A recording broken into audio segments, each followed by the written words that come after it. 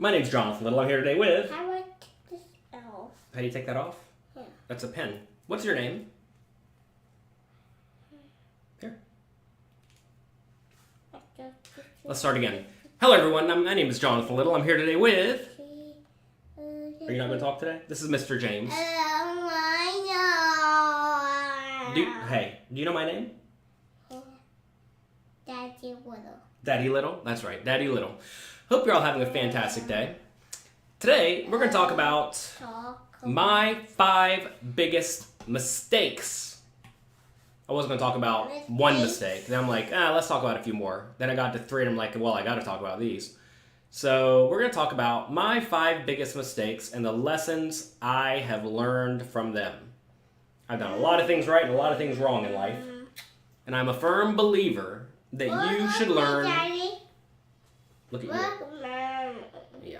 I'm a firm believer that you should learn from the errors of others so that you do not make the same errors yourself. And it turns out, as people age, as they get older, as they have more experiences, they will inevitably have made more mistakes because they've had more time to make them.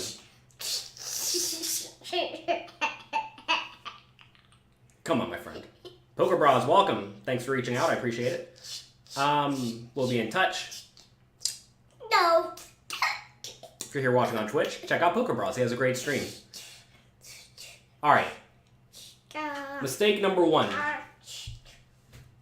Interestingly enough, a lot of these mistakes happened when I was young and stupid, but some of them happened more recently. Hey. I'm trying to do my show, okay? I know you're having fun. I'm trying to do my show, okay?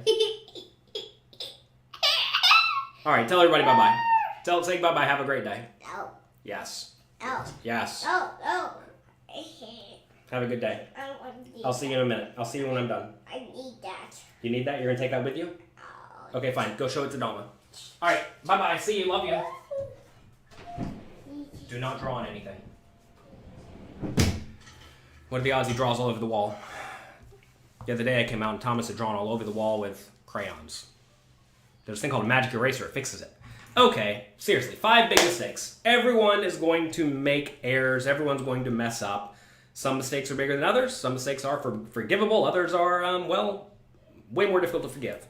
I've made some mistakes that were very obviously mistakes at the time that anyone with better ethics would not have made. And I've also made mistakes that are only really mistakes looking backwards. So let's discuss some of them. First things first. Not swapping from sit and goes when it was clear that I should have. When it was clear the ship had sailed. Back in the day on Party Poker, the sit and goes started to slow down and die. So what did people do? Well, some of my peers, most of my peers, swapped over to cash games. Party Poker had just opened up 25-50 no limit hold'em, which was pretty high stakes. And a lot of them moved over. People like Dave Benefield, Phil Galfon, Tom Dwan, all these people were playing sit and goes quite often, and they decided to hop over to the cash games. And I didn't. Why did I not? Because I was pretty comfortably sitting there making, $20,000 a month or so as a kid, which is great money. And I just realized, oh my God, like the top 10 sit and go players stopped playing sit and goes. So now, if I was number 11, which in reality I was probably like in the middle of the pack somewhere, in the top 10. So if I was like number 5, now all of a sudden I'm just number 1 by a mile. And it turns out my win rate actually went up in the sit and goes. I went from making $20,000 on average in those months to more like $30,000 for like 3 or 4 or 5 months before Party Poker closed. However, I kept being told by Dave Benefield, you gotta switch over to cash games. You're just gonna make substantially more money. I didn't believe him. Maybe I did believe him and I just didn't care because I would rather just print the $30,000 with no risk, and I viewed the cash games as having risk. Because they did, right? If you don't know a game and you switch over to it, there's a chance you lose. But the last month, Party Poker was available for Americans way back in the day. I switched over to 20x50 and won like $50K in the month playing not even all the time, like in my spare time, in addition to my sit and goes, right? It's like, oh man, that was a mistake. And it turns out a lot of the people who became some of the biggest winners in poker, from my era at least, started off playing sit and goes like I did, and they swapped over quickly. They were quick to realize there are better opportunities. That's the thing I didn't quite realize, is that while sit and goes were not a bad opportunity by any means, they were not the best opportunity.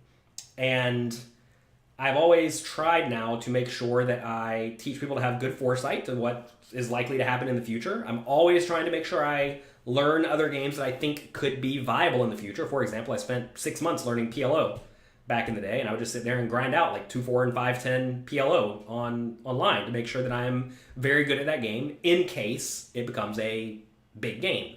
Turns out it became a small to medium game, but still, like that I think that was I don't view that as a mistake, right? I don't view those 6 months as squandered because I won money and I learned a game pretty well. It would have been a mistake though if I decided to just like learn Raz or something like that, which is, nothing wrong with the game, but it's not going to become the game, right? So I'm always teaching people, if you care about making the most money possible, to always ensure that you are playing a game with a future. Why does everyone keep telling me to wave to the camera? This has happened every day for the last 3 sessions. Hello! Is that to, like, what's the purpose of asking me to wave for the camera? Hopefully this is not anything out of line that I'm not even aware that I'm doing. I have a bunch of memes of Jonathan Little waving on the internet or something that's crude. Do you suggest you grind sit and goes today? Well, again, what's the purpose of the grind? And if you're trying to take a tiny amount of money and turn it into a decent amount of money, sure, sit and goes are great. Sit and goes are not great for winning substantial money, though. And I would generally tell you to be willing to take it a little bit slower in the early days in exchange for winning more later.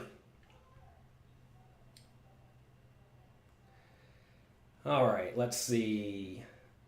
Waving to the camera is a troll request. Oh, I see. Interesting. Don't really understand the purpose.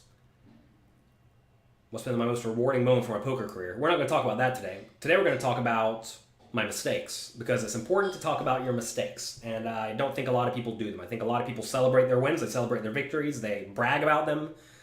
Almost no one talks about their errors and their blunders, but really that's where everybody learns. If I tell you I sat down and I played great poker and I won the tournament, what do you learn from that?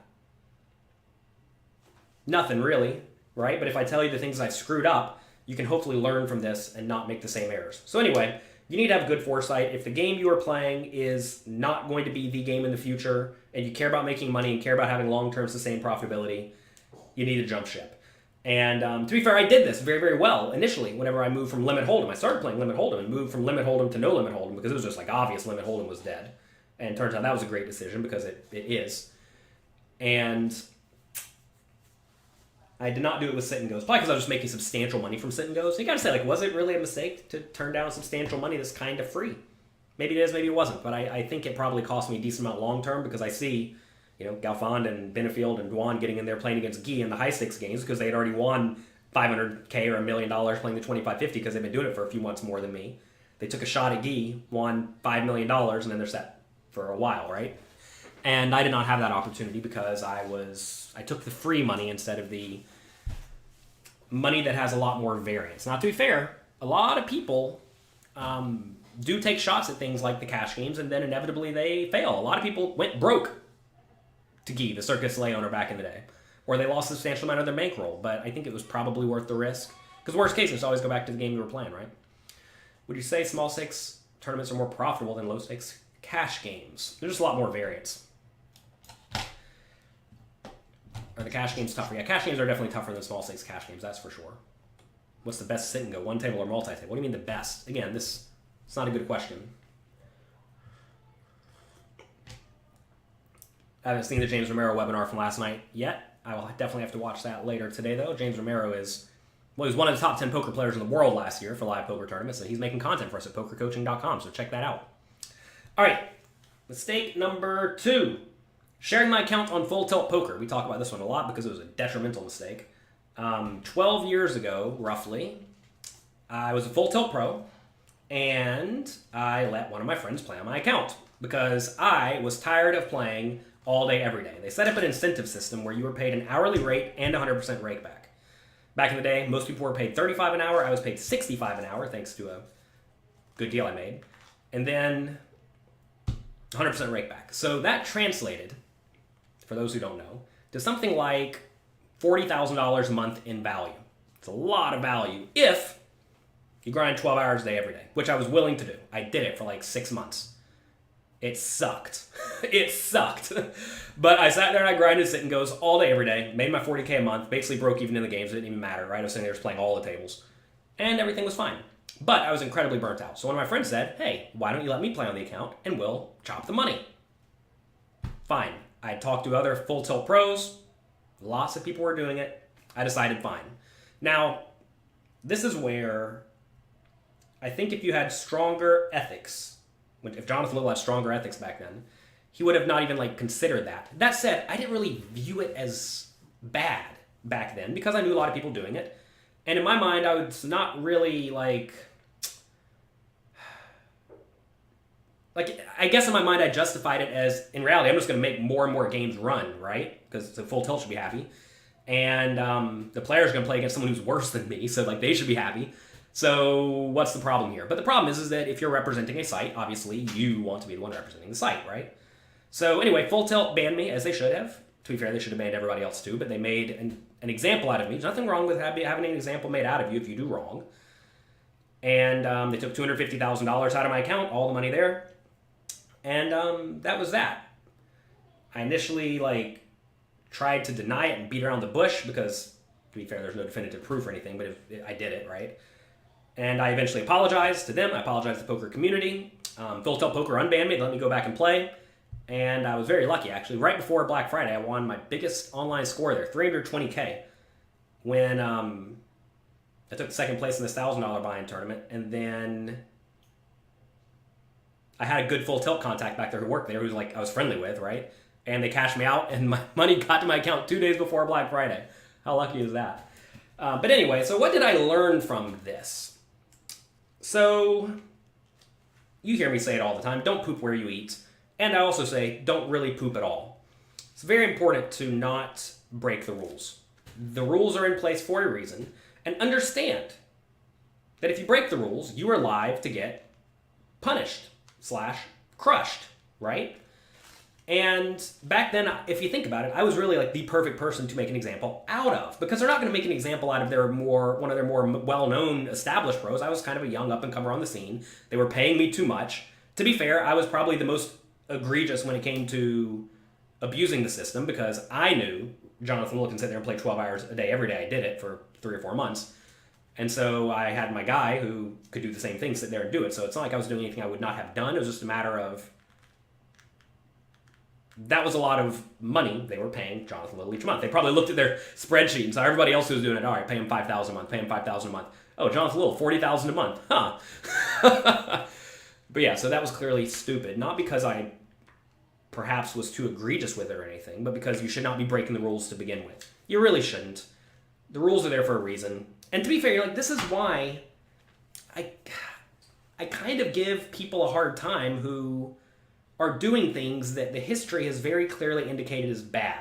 As far as I know, back then, this was the first time anyone had ever been punished for such a thing. Now, people have been punished for what's called multi-accounting, which is where you play in multiple the same game with multiple accounts. That kind of is cheating, right? To be fair, what is cheating? Cheating is breaking the rules. I break the rules, yes. But what I was doing was just letting someone play on my account, which is, I don't think anybody had been in trouble for that type of thing yet. A year or so later, a slightly more high-profile guy, Brian Townsend, did basically the same thing. They did not take his money. They banned him for a week, which is annoying. So they banned me and take $250K from my account. They banned a higher profile guy, or they banned one guy for a week and take nothing. But I mean, look, it is what it is, right? You do not get to pick when they make an example of someone. You don't get to pick how it's arbitrated, especially when you're playing on someone's site. You cannot go into someone's house and crap all over it and expect them to treat you nicely. Maybe they will sometimes, or maybe they won't. How was I caught? I was in Australia playing a live poker series, and not at the same time I was playing, but while I was known to be in Australia, someone was playing in America. Did someone narc on me? Well, people obviously suspect if someone's going to sit there and play 12 hours a day, all day, every day, that they're sharing the account or something, but anyway. Your favorite hero and villain at the same time. I actually was a villain back in the day. I had like no real concern for others, I guess. And to be fair, like even today, I'm not the most empathetic person. This is something I have to work on. But I've definitely improved substantially. And look, you got to realize that people are going to make mistakes. People are going to do dumb things, especially if it's like not even on their radar that they're doing something bad. To be fair, like I knew back then I was doing something bad because you have to, be careful about where you are, et cetera, right? But what do we learn from this? We learned just do the right thing. There is plenty of value to be created, money to be won, etc. just by doing the right thing. You do not have to cut corners. You do not have to be shady to win. So many people in the poker community think that the way you win is by essentially cheating people or hustling people, right? And to be fair, that is actually how you win at many, many games. Like if you're going to go be a pool hustler, pool gambler, you very often have to make it seem like you're worse than you are. That is what a lot of gambling is. Poker is very different than that, though. In that in poker, you can make it very clear, yeah, I'm really good at poker, and show up and play really good poker, and people will still show up and play with you, especially in tournaments. Now, again, cash games go back to that hustling aspect a little bit because very often once you reach the top, you have a hard time finding people to play with you.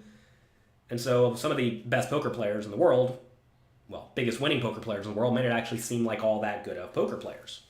But they are. And they don't make it seem that way. But anyway, where was I going with this? Do the right thing.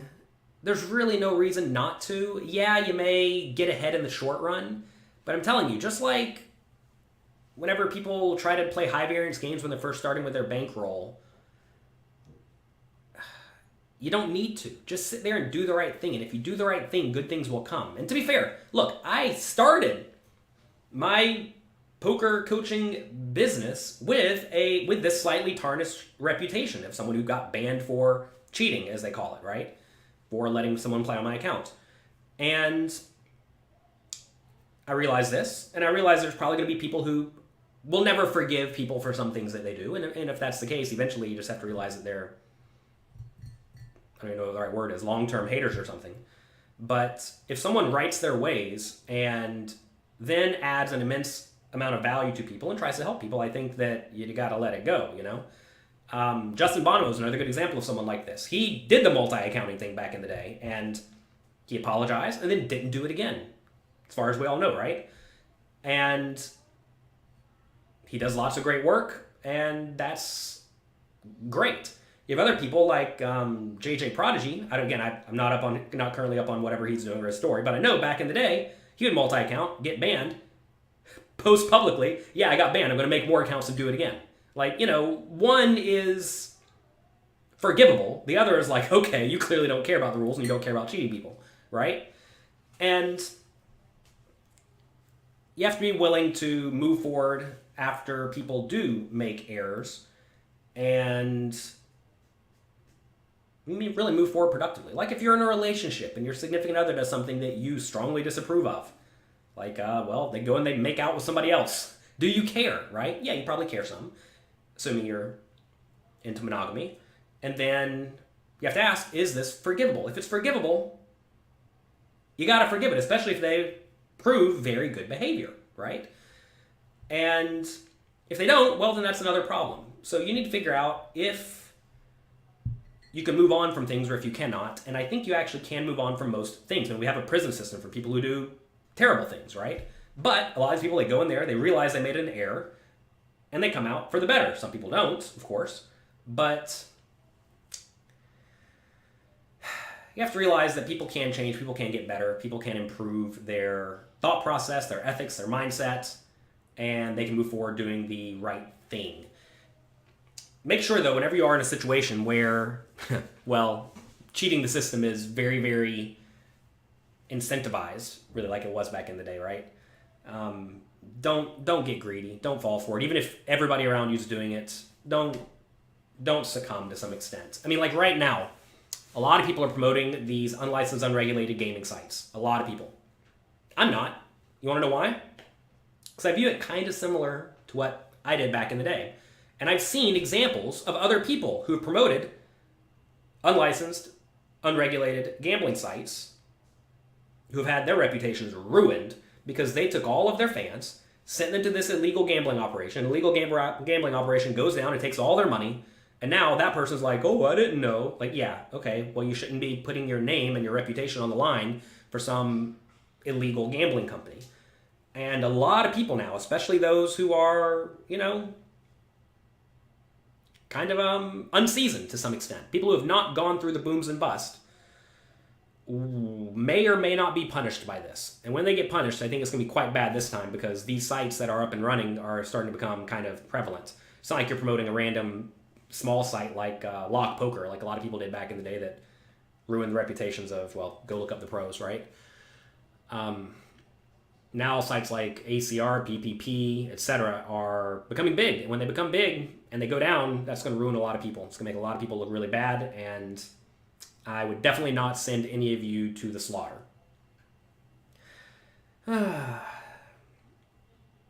It's tough, though, because at the same time I realize a lot of people who are shilling for the sites don't actually have a ton of money. They don't actually have a ton of opportunities.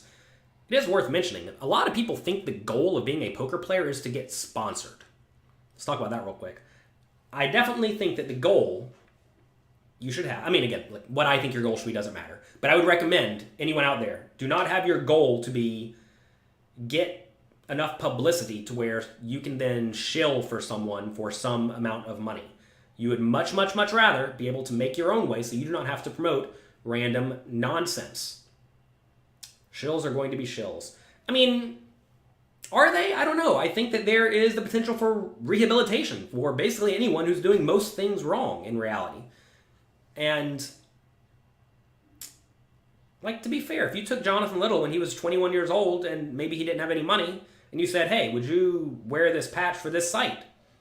I wasn't smart enough to know that poker sites like these are going to go broke at some point because I hadn't lived through it. I hadn't seen it, even though it had happened just 3 or 4 years earlier with the previous iteration of these sites. This boom and bust has happened 6 or 8 times at this point, right? But I was young and ignorant. And if you're young and ignorant, it's tough to really have high expectations of someone who is young and ignorant, unless, of course, they've learned from the mistakes of others and they've studied history a little bit. And I definitely think you need to study history a little bit in order to figure out what things you should very, very clearly avoid. Turns out promoting illegal companies is probably something you should avoid. Turns out definitively breaking the rules, even if you don't think that's even out of line, it's probably something you should avoid, right? All right, so that's mistake number 2. Mistake number 3. Let's see. Oh, buying a poker training site. What does my writing say here? Back in the day, I had a training site, sitandgoicons.com. It was me and 2 other guys who were very good at sit and goes, and we made a poker training site. I wasn't really in charge. I was just one of the content creators. We agreed to chop the money 33, 33, 33, or 40, 30, 30, something like that. Everything was fine. I got paid $1,000 a month or something to make a few videos. Nothing to see here. After a while, the other 2 guys decided, well, they stopped playing sit and goes, right? Sit and goes were kind of dead. They're kind of dead because we made a sit and go site, or a site dedicated to teaching people to beat sit and goes. Turns out that's not a great idea if the game has a relatively small player pool. So the sit and goes died, and the 2 other guys moved on, but they both went into business basically. So now they're like, okay, will you buy us out?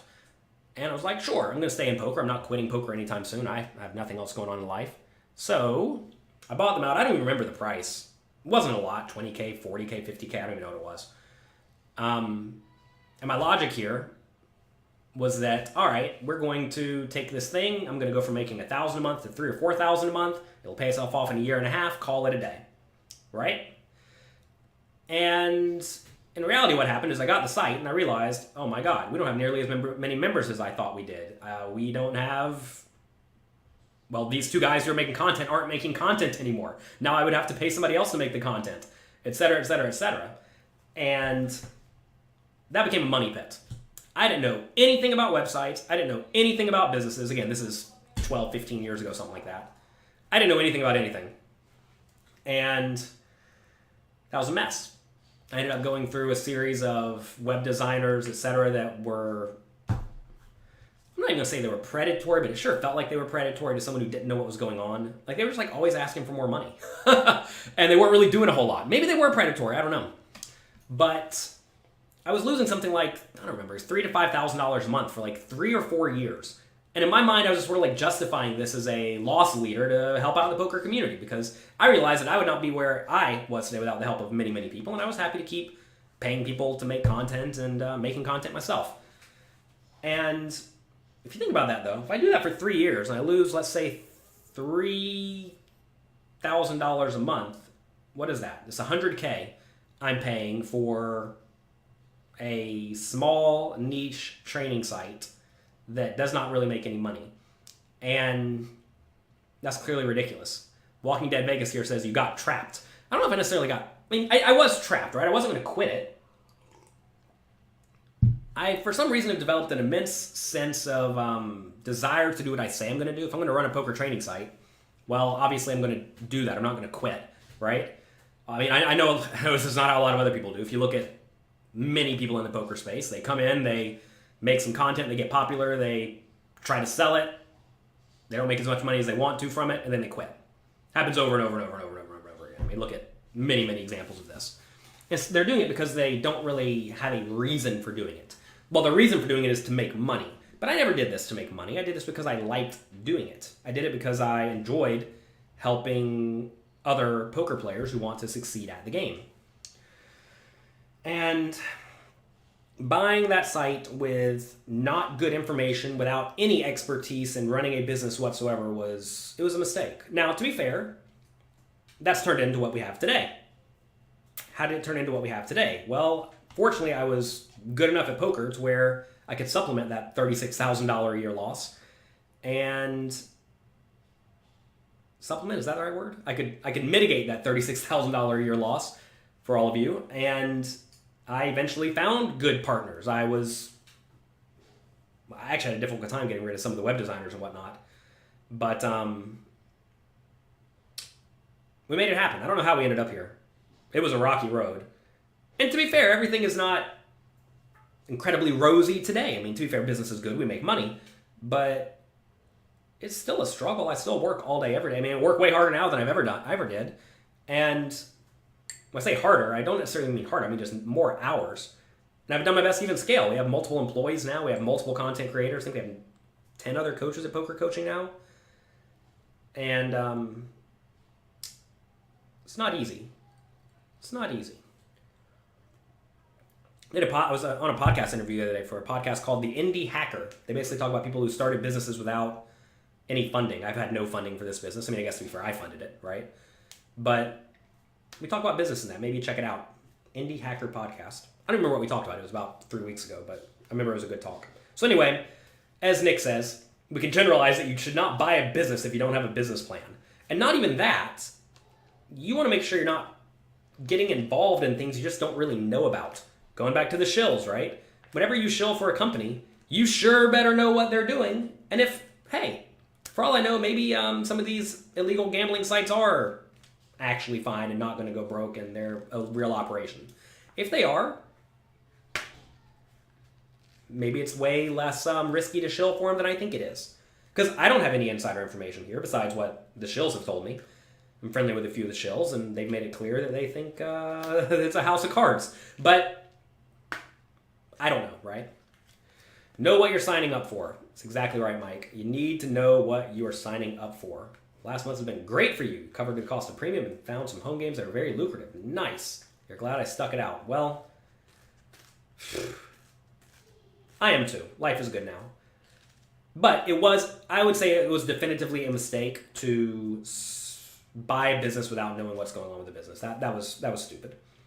So, in theory, I would have, if I had better information when I bought it, I would have figured out the cost to hire a web developer, figure out the cost of an engineer, figure out the cost to hire the coaches to make the content, figure out how many actual paying members we have. Just because we have members doesn't mean we have paying members. Turned out back then, a third of the members were just like friends of the other guys and they didn't pay any money.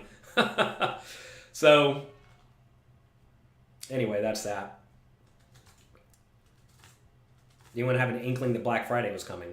I don't know. I'm sure some people knew. If you're having an insane party and it seems too good to be true, well, the party may end at some point. I know Bovada was getting raided a lot back then. Bodog back then. I know Bodog was getting raided a lot in Costa Rica or whatever. So, I mean, maybe you should have seen it coming. Who knows? All right. Let's see. Next. Buying a house. This was definitely a mistake. So, I was always taught as a kid, and, you know, to be fair, this information does apply to 99% of people. Back in the day, I thought you were crushing at life if you went to school, got a degree, bought a house. Because that's all you really do for throughout your whole life is essentially work for your life to pay off your house. Okay, fine. So what I did is by the time I was 19 years old, I hadn't finished college, but I already bought a house. Bought an apartment, well, condominium. It wasn't an expensive place. It cost like $150K or something. Today it probably is worth, I don't know, $200K. So it's like not an incredibly nice place or anything. But I already done it. I was 19 years old, already had this place. I could pay it off if I felt like it. I think I put, I don't know, 25% down or something and did all that. But what do I do now? Well, the problem with buying a house as a poker player, especially if you pay it off, as I did shortly after buying it, is that now you have this illiquid asset that you really cannot get rid of. But what happens if you need that money to continue playing poker? In my mind, I just viewed that as, okay, this is a chunk of my bankroll. Probably not going to touch it, but I still played as if that money was liquid. And if you're playing, you know, $5,000 or $10,000 buy-in tournaments, turns out you may want that extra 120K at some point, right? And when I first started playing live poker, I went on a pretty big downswing. And to be fair, I probably wasn't all that good at live poker when I first started when I was 21. Most 21-year-olds or most young people are not good at live poker. Hate to break it to you. Y'all want a tip when it comes to backing people? Don't back people who have been playing live poker for less than 6 months. There you go. You'll save yourself a lot of trouble. I'm sure some people say, but what about blank that won their first live poker tournament? Again, there's exceptions to every rule. I don't know anybody who's had success backing young people in live poker. Okay, anyway. Buying a house. So back then, I thought I was supposed to buy a house. So I bought this house. I had maybe like $500K to my name. I had the apartment paid off. 120 of it was in the house. So I had 380. First year I played live poker, I lost like, I don't know, 200K or something. So now I go from 380 in cash to 180 in cash. And, well, that's not so good. Because, you know, 380 in cash is probably fine if you're playing 5K tournaments, if you're willing to, you know, move down if you need to. But 180 is not. So now, what happens? Well, instead of being able to play the games I want, and especially if I want to take shots at, you know, soft-ish tournaments like WPT events, etc., well, now I have to go get backing. So I ended up getting backing, which is fine. Got backed by Tom Dwan. Everything was good. He taught me a lot about poker and all of that. And as soon as I got backed by him, I immediately started winning. If I did not need to get backed, I would not have, because you don't want to get backed, because getting backed essentially gives away part of your money. The only reason in my mind you would ever want to get backed is if you need to play, or if you want to play a game that's substantially bigger than your current stakes, and there'd be no way you could get into it. And also, you want to be getting coaching from the backer. I advise a company called Pokar. They back people in small, medium, high stakes games online. And there are a lot of people who are winning players. They only accept winning players. They take winning players and make them bigger winners, right? And people are willing to give up half their profits because they're going to learn a ton from Pokar. They have a private training site. They have deals for their people where they can get access to poker coaching premium, et cetera, right? So they provide good educational content to their backees. That's a good reason to get backed, right? You're getting a lot of value from that. But you don't really want to be getting backed just to have funds, right? And anyway, I immediately started winning. And if I did not get backed, I would have still played the PCA. I took 5th place in for 320K. I still would have kept playing all the tournaments. And I'd have, twice as much money as I have now or something like that. Maybe not twice as much, maybe 1.5x as much, something like that. And that's tough, you know? And the reason that happened is because I had a lot of my bankroll locked up in a house that I didn't even really need. The time you want to buy a house, in my mind, is when you know you're not moving anytime soon and when your life situation is pretty stable. Turns out most people's life situation actually is pretty stable. But as a young poker player who's 18, 19, 21 years old, you're not stable at all. You're going to be swinging all up and down in your bankroll, especially if you're actually trying to move up and play high stakes like I was back then. And who knows where I'm going to live? Is there any chance I'm actually going to live in Pensacola, Florida, where I bought the house, where I was from, for my whole life? Like, odds of that are basically nil, right? And that was a pretty big error. Now, like, I don't fault my parents and society for teaching me that's what I was supposed to do. But if I'm teaching my kids, I'm going to tell them not to buy a house. Definitely not.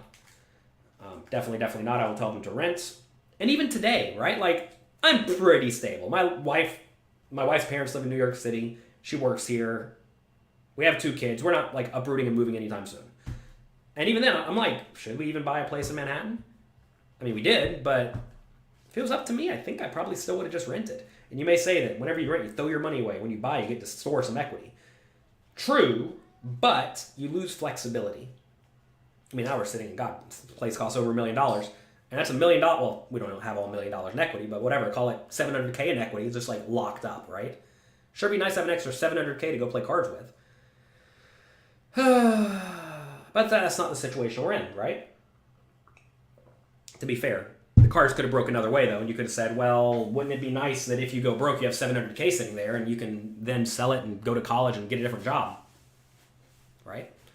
Answer could be definitely.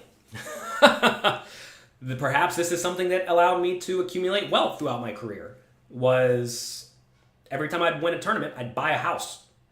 At one point, I had 3 of them. I would just rent them all out, and get rental income. I've sold them all to get this place in Manhattan. But maybe there's some value in that. Definitely, buying a house with your money is better than spending it at the club. Don't get me wrong, right? Unless you all are typing all sorts of questions. Started playing poker. Can I recommend a good book? Mastering Small Stakes, No Limit Hold'em. It's amazing they give you so much insight. Well, look, I've made a lot of errors, and I don't want you all to make the same errors. You think it's important to be diversified? Yeah, relatively. Especially once you get a hold of some money. How many hours do you need to dedicate to get... Wait. I don't know what you're asking, Luck. Study as much as you can. Can't get equity out of your house with a line of credit. Yeah, but you got to pay for that. You don't want to be getting credit. Credit's bad. Well, credit's not always bad. Depends on the rate, right? Because I backed when I won Foxwoods. I was backed throughout the vast majority of my live tournament career. Remember your mindset when you lost 200K? Was that what made you keep going? What was my mindset? I'm playing profitably and just running poorly, so what's the problem? Move down, right? But I didn't want to move down because the high stakes games are very, very soft. What makes young people bad at live poker? They have horrible poker faces for the most part. They make all sorts of silly errors, like putting in the wrong amount of chips. They're usually a little bit... don't know the right word. A little bit, I was going to say lackadaisical, but I don't think that's the word. Basically, they just do dumb stuff. And that results in them just spewing away little bits of equity here and there. They'll go out and they'll go party all night because they haven't partied enough in their life yet to know that it's not a great idea. They will accidentally oversleep. They will, really the biggest things are they have horrible poker faces across the board. Again, not all of them, but most of them have horrible poker faces. And they just make live poker mistakes. These are people who come from online poker I'm mainly referring to, right? I'm referring to good online players who have good results. They usually struggle at live poker the first 3-6 months or so. Should get poker flashcards. Sure, do whatever you want. Is it selfish to leave your wife and kids to go play online poker? Probably. All right, 4 mistakes so far. Mistake number 5, alcohol. Oh boy. So, I've had no alcohol for a week now because I was drinking a little bit too much of it. And I've gone through periods of my life where I have stopped drinking alcohol. I guess we should start at the beginning, though. When did I start drinking alcohol? I had a good experience the first time I drank alcohol. It was at in Atlanta. I was in Atlanta for a gaming convention called Dragon Con with a bunch of nerds. I've never drank before. I must have been 19 or 20 or 21. Maybe I was 21. And I just had a pile of vodka and drank it all. And was blackout drunk. And I woke up and I was staying in this dorm at some college called Oglethorpe. And somebody had pissed all over my luggage. It was probably me. And I woke up and I had the worst headache of my life. And it was a great first experience because it made me not drink alcohol for quite a while. Fast forward some time later, I was in Vegas just hanging out with the ship at Halabalas. Turns out when you're a ship at Halabala, you're drinking fine red wine all night. And so I started drinking fine red wine all night. And I'm not actually going to say I've ever had any sort of problem with drinking. Like, it's tough to know what is a problem, right? Because if anything, I'm very, very highly functioning even after we drink a lot. Like, you all see me. I'll randomly have a bottle of wine on the stream. Next thing you know, we're waking up at 6 a.m. to take care of the kids and do a little coffee, and it's fine. Maybe that just means you're immune and you actually have a big problem. It's tough to know. But I don't really partake in any other addictions, like substances, right? I don't smoke cigarettes. I don't smoke pot. I don't do cocaine, etc., etc. And to be fair, my parents always told me, don't drink the alcohol. Why? Because, well, my dad's dad was a raging alcoholic who was insane.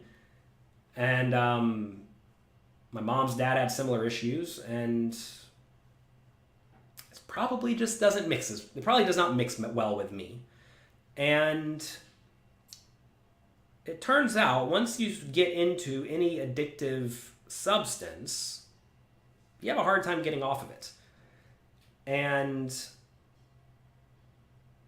I mean, I don't have the answer to this because in reality, I don't see myself quitting alcohol, period, like for forever. But I definitely think it's very important to take substantial breaks from it and get yourself off of it, essentially just to show yourself that you can if it is absolutely required. Because like imagine it just came out that, imagine I get some disease and they say you can't drink alcohol. If you do, you die. Well, I sure better be able to not drink the alcohol, right? So, what it amounts to, what I'm trying to tell you is I wish I never started. You see these people who like crave cigarettes at the poker tournament, right? They'll be in the middle of a hand and they're like, oh my God, I gotta get up, I gotta go smoke.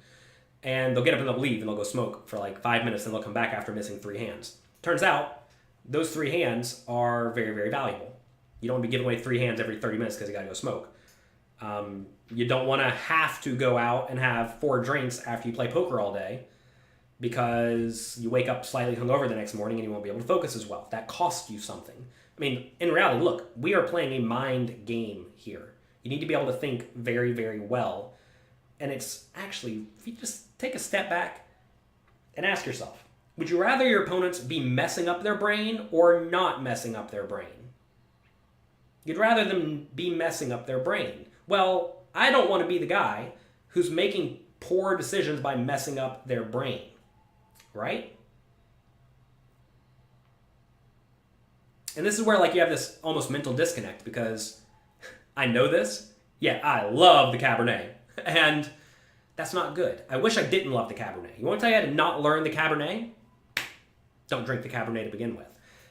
And I think that would be very valuable to most people. So the thing is like, if I could just ban a few things for my kids to ever touch, I would, but you can't do that, right? And if I could tell all of you from my experiences, hey, don't do these things because they were clearly bad for me, I'd tell you. Like, if I could just ban all of you from drinking and doing drugs, I would, because it's going to save you a lot of time, money, effort, heartache, etc. But I can't do that, right? And, I don't know, it makes me almost emotional because I realize how many people squander many of their opportunities. And so, yeah, I don't want you to all squander your opportunities. I've squandered plenty of opportunities, and I've still made the most of a lot of them, right?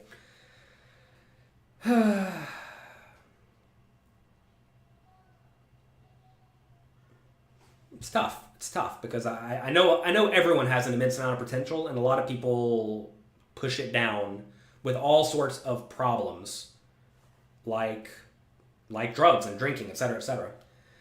You're grateful for your sobriety. So I'll tell you all what happened, actually. I read this book. Eric Baldwin told me about it. He's a poker player who probably drank too much in the past, doesn't drink any now. He told me about this book called This Naked Mind. I read it. I liked it. I generally stopped drinking. Then I went to a bachelor party in New Orleans. Turns out, when you go to a bachelor party in New Orleans with 10 of your most degenerate friends, you're probably going to have a few drinks. So I go there. I'm not planning on having very many drinks. Next thing you know, we're all 15 bottles deep. And That's not good. So then I came back home and everything was fine. I got off it for another week or two, but then, you start having a drink here or there. Next thing you know, you're streaming online poker, playing 16 tables at a time, a bottle deep. Don't be doing that, right? And it's tough because I have this logic in my brain that's consistently banging on me that you still play poker fine even when you've had some drinks because you're really good at poker. And to be fair, if you watch the streams, it's not like I'm doing anything bad, but it's still obviously costing me something. And it may not even be costing me anything today. Imagine I could play perfect poker, relatively drunk, and imagine that it doesn't actually cost me anything today. And it's just a purely enjoyable experience. It makes me enjoy things more.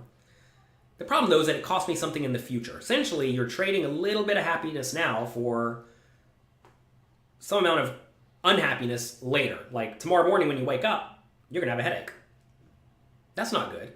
You may not even sleep very well at night. Turns out I don't sleep especially well whenever I've had drinks, right? Wine is good to clean fat from the heart. Yeah, that's what people say who enjoy drinking a lot of wine. Check out this book, This Naked Mind. It talks about how a lot of these studies are actually very, very falsified. But whenever you drink things like alcohol or do cocaine or whatever, even if you have a great time today and you don't actually even feel all that bad tomorrow, it's going to cost you way down the line. Your life will be shorter. Your brain will not function as well long term. And that's rough. Will I be streaming this Sunday with Cabernet? No Cabernet. I told my wife we're going to stop drinking for a while. My wife doesn't like it when I drink. Probably intelligent. She doesn't drink much at all. To be fair, she's not a degenerate like me. So that's it's good to have. It's tough because I kind of get angry. I say angry. Angry is not the right word. I kind of get annoyed when she's like, okay, what's going on with this empty bottle of wine? It's yeah, I drank it. And in reality, she's trying to help. Probably not approaching my personality the right way the way she approaches me because it annoys me. But it's not really her that I'm annoyed. I'm annoyed at myself for not making the right play, right? It's a mistake. It's a mistake. And Jonathan Little should be above making silly,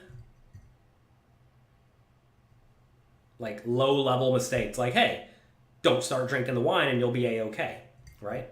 There's a book. Where is it? If you're like me, there's this little book. Look how skinny it is. It's called Personal Organization for Degenerates. It's by my friend Brandon Adams. Check it out. This book is actually very helpful to me. Brandon Adams seems to have some of the same issues that I do. And he talks about this. Talks about drinking, talks about exercising, talks about health, fitness, mindset, etc., etc. It's a good little book. You can read it in a day. I go back and read this every 2 or 3 months because it just reminds me of the things that very likely are in my brain. Dude, you need that, haha, go get it. All right, well, that's going to be it for today. So I went through 5 of my biggest mistakes. I told you what I've learned from them, and I hope that's been helpful. Look, I know that people's errors don't really get publicized all that much because a lot of people are, they're embarrassed by them. They're ashamed of them, right? As they should be. But at the same time, if I can put myself out there a little bit, you all can see me as not a robot, but actually someone who has struggles and flaws in there, makes mistakes, etc. But has done their best to overcome them. Hopefully that will let you realize too that whatever you're dealing with, because we're all dealing with something, you can overcome it. You can do better and you can move up and you can progress, right? So that's that. Hope you all have a great weekend. I will be streaming Sunday, starting at 2 p.m. Eastern time, I believe.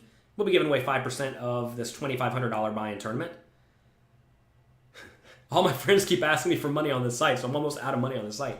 I may have to figure out a way to get reloaded. I think we're down to 10K or something, and when you have only 10K left, it's not a whole lot of money for 2,500 buy-ins, plus 1,000 buy-ins, etc., etc., etc. So anyway, we'll be streaming Sunday starting at 2 p.m. Eastern time. We'll do 2 hours publicly for everyone, and then we'll do the rest of the day, hopefully 10, 12, 14 more hours for poker coaching members. So make sure you get in on that. Real eye-opening, a little coffee. Look, if you all like this show, click like, click subscribe, and really, most importantly, share it with your friends. If you think I realize you all don't want to necessarily share high-level poker content with your friends because it's going to make them better at poker.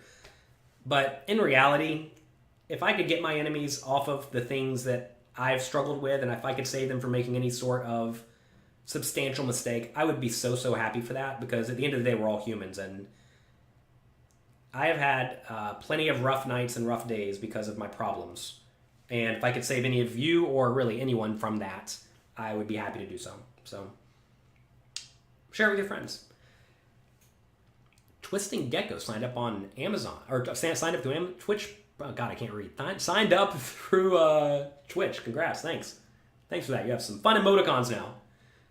If you're watching on Twitch, you can subscribe using Amazon Prime. If you have an Amazon Prime account, you get to subscribe to one person each month for free. It costs you literally $0, and they give that Twitch streamer $2.50.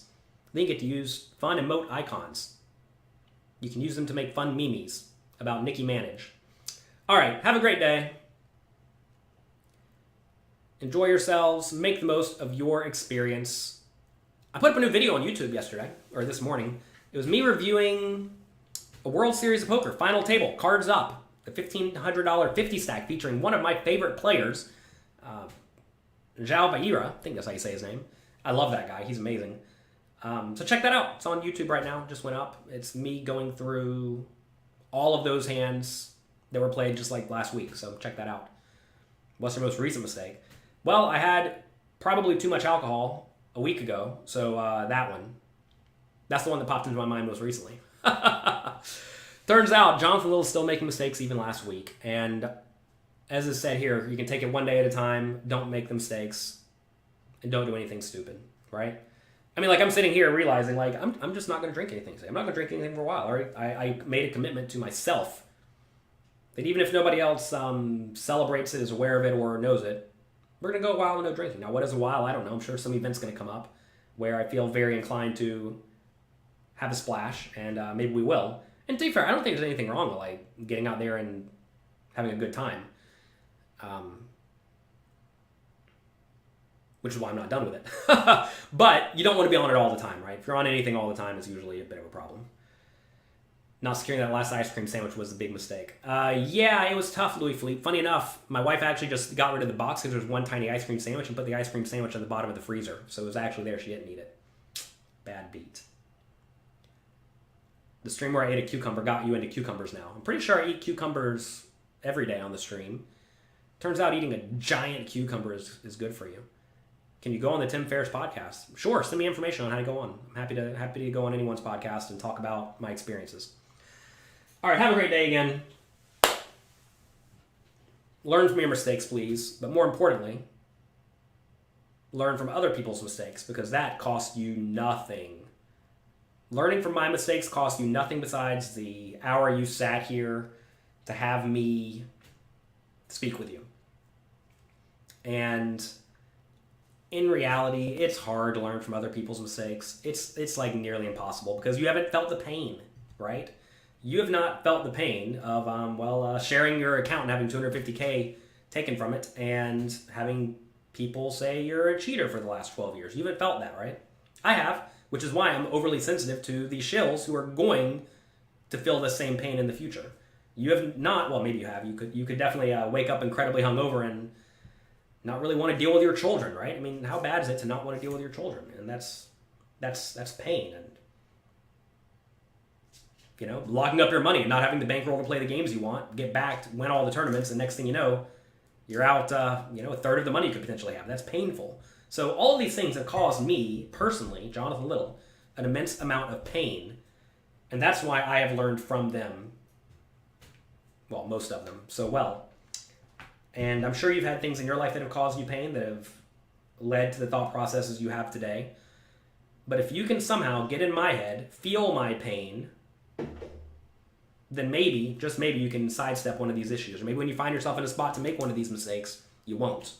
And that would make me very, very, very, very, very, very, very happy. If I could save just one of you from one detrimental error, we will have done a lot of great work.